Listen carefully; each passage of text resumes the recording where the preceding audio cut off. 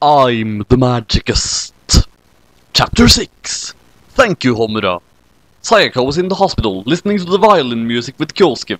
But as it turned out, Kyosuke was sick to death of listening to music, so he threw Sayaka's CDs out of the player and tossed it into the pile of all the other CDs that she had given him in the past week. Sayaka, why didn't you tell me Lady Gaga likes violin?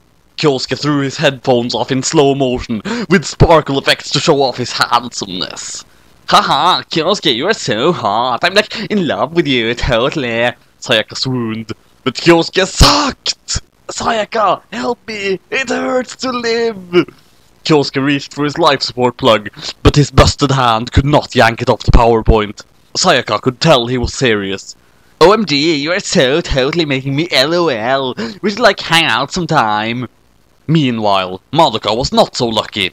Hitomi, why aren't you paying any attention to me? Is it because I killed your pet dog by running my Lego bus on it? Or because I covered your oranges in super spicy chili pepper sauce at lunchtime while you weren't looking? I'm sorry about that, more or less. Madoka was already feeling bad, but now being spurred made her feel bad. But Madoka then realized that the mark on Hitomi's neck was affecting her psyche. Good thing she minored in supernatural psychology, right guys? Ah, it must have been a vampire! I have to save her before she gets turned into one too! She applied her knowledge, and knew how to siphon the vampire's blood off of Hitomi's veins. So she leapt, with a huge amount of might, and, stretching her hand, planted her hand on Hitomi's wrists, obtaining the vampire venom. Now I've got your power! Hitomi promptly responded by slugging Madoka in the jaw, sending her flying. Madoka's ego was bruised, but she was glad to see that Hitomi had learned the art of giving no fucks. Kyubei returned from the mall's food court, carrying a plate of cheesy nachos. Hey Madoka, why the long face? Have a nacho. Kyubei could somehow eat without moving his mouth. I'm sad because I annoyed Hitomi and that made her mad at me and she yelled at me and it hurt my feelings. It became apparent to Kyubei that he would have to tell Madoka what was really going on with her. She needed to know that Hitomi had been affected by a witch's kiss and was being driven into killing herself in a complicated manner, and that the witch in the area needed to be killed to dispel the kiss. Well, have fun with that, he said while licking the cheese off of the nachos and then putting them back on the plate. Madoka was persistent, so she decided to shadow Hitomi as she was walking out of the mall with her paper bags.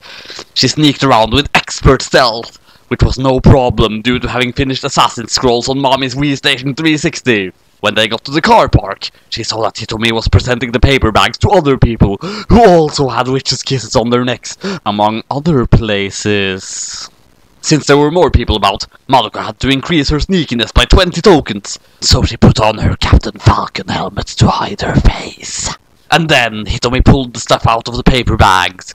She started with the punch bowl, then the ladle, then the fruit punch syrup, then the sparkling water, then the mixing spoon, then the arsenic, then the rat poison, then the toaster with fork stuck in it, then the rapid piranhas, and finally the enclosed instruction book. Madoka saw the ingredients and was furious that Hitomi had made new friends to have a tea party with. Had she no respect at all for her friendship with Madoka and Sayaka? She needed to sneak even closer to sabotage the tea party. Falcon, sneak! Madoka's hammy interjection roused the attention of the group, and Hitomi pointed right at their target. Kill her! Kill the non-believer! Like an angry mob, they all chased after Madoka, who could do nothing but run away. She ran and ran, dodging the pitchforks and torches they threw at her. One of the people there was a giant gorilla wearing a tie who tried to flatten Madoka by rolling barrels in her direction. She managed to jump high enough to dodge them, and then pulled out a hammer to smash them before they got too close. In that frenzy, she accidentally fell into the witch's portal nearby. The witch was much different to Charlotte. It looked like a girl in a box with a dapper handlebar moustache. It opted not to attack, but summoned its minions to stretch Madoka's arms and legs like taffy. Madoka was defenseless, now that her hammer had disappeared. She had no idea what to do, especially since the taffy level was never included in Assassin's Scrolls. Madoka screamed for help. Falcon, help! Falcon, help! However, she realized that the only other people who could help her were the angry mob, so all she could do was sob as her limbs turned chewy and saline. But then someone saved her. The witch and her minions were easily eviscerated. Madoka shook her Captain Falcon helmet off so she could see her savior. Thank you, Homura. I knew that you would save me, and that's why Sayaka turned. OMG, Madoka, you need, like, glasses. I'm Sayaka, not Mr. Bacon. She waved her magical girl sword, twirled it like a magical girl cane, and shoved it in her magical girl pocket.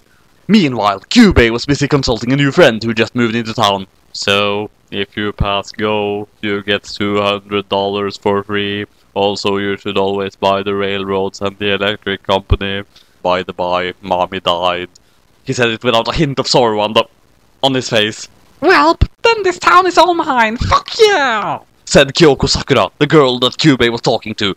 In celebration, she tore open a bag of chips and began eating the bag, throwing the chips in the garbage bin. Cubey blew bubbles out of the pipe he was smoking. Not quite. There are still some magical girls you might want to watch out for. Homura Akemi, she is the girl who always flips her hair. She hates pickles. Kyoko raged with a mouthful of potato chip bag.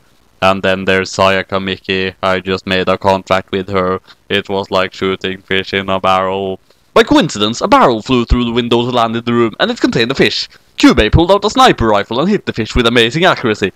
Kyoko then ate the fish raw. Still warm. Cubey continued while filling the barrel with boiling water and then relaxing in it like a hot tub. And then there's a magical boy. It's weird. He's the first boy to ever make a contract with me. And his name is Mr. Reagan Sneezed. Unfortunately for him, he sneezed all over the couch he was looking at in the furniture store. He had to wipe it off quick, or risk paying $3,500.